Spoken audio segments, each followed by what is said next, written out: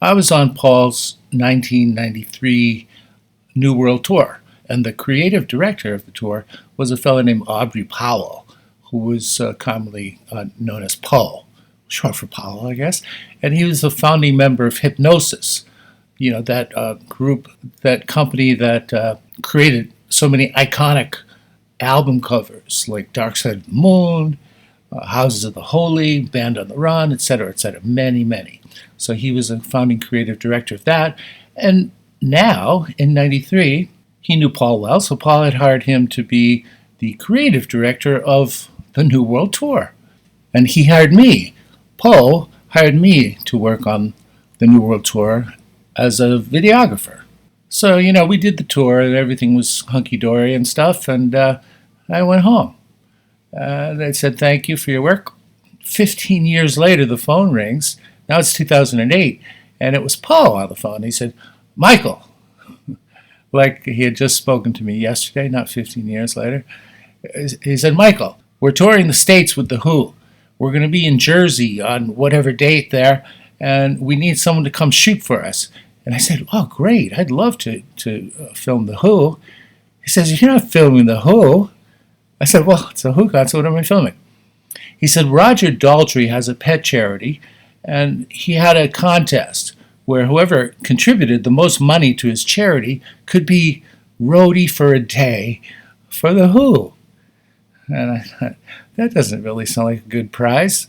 But, this guy, I met the guy, I showed up. My job, part of his prize was that his whole experience as The Who's roadie for a day would be documented on video.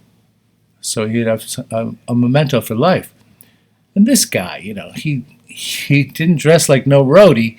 He looked pretty well-to-do there. So I really don't know how much money he donated, and I didn't really have the starch to ask him such a question. But it had to be in the high five figures at least, to outbid all the other people who wanted to be a roadie for The Who, which I wouldn't want to do. Anyway, so I'm filming him. Of course, this is before the show. And the poor guy, these seasoned roadies, the real roadies, they know he was some elite, Ivy League dude or something like that. And they worked him to the bone.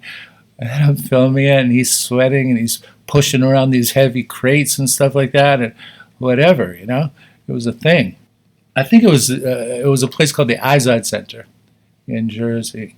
And this is my, here's my pass. It says film on it. I was the film guy. As you can see, I plastered it onto a copy of Who's Next and framed it. I guess you'll see to the left a familiar face there, who signed the picture for me, and she wrote, to Michael from your first TV crush, Angela Cartwright. All right, I told her to write that, but still, she wrote it. Anyway, back to the Who thing. So yeah, they worked this guy to the bone, and then it was over, And I'm just hanging around there, and I realize Paul comes to me. He says, Michael, there's this hospitality room in the back where the VIP guests can go and have drinks and stuff like that and snacks. Go ahead in there, you're done. Your job is done. And then come out and see the show. You can be in the wings on the stage during the concert there. So I go in there, and there's all beautiful girls and stuff, and wine and liquor and food. And then, the show. So I'm on the stage. I'd never saw The Who before in my life. And, I'm in the wings, stage right. I remember clearly. And it was so close. Zach Starkey was their drummer. And it was just an amazing show. Oh, but I forgot the most important part of the story. Before the show started, well, after, the guy who fucking slaved over the thing of being a roadie, part of the thing also was he gets to meet Roger and Pete. Sounds like a rhyme. So I'm standing, he's going to meet him in Roger's dressing room. And I'm waiting outside there, and I'm waiting for the dude to show up, when Pete Townsend walks by me in the hall, right by me, and walks into Roger's dressing room. And I want to tell you, we've all seen pictures of Pete and his blue eyes. He even wrote a song about him. But, God, he looked at me and nodded, He didn't say anything.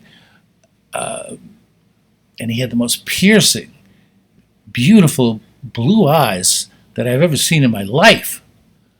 So that was kind of took me aback a little bit. And then Roger comes, And Roger, he's sort of a Pete, normal height. I don't know what's normal. So Pete, I'd put Pete at around 5'10", 5'11", maybe. Roger was a bit shorter there and kind of stocky. He looked like a builder, or a bricklayer or something like that, as far as body type goes. Nice guy, though, as well.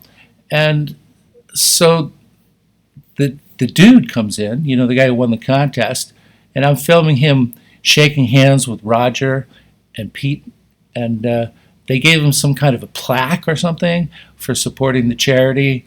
And then after we were done, Roger very politely, asked us to leave because he needed to take a nap before the show.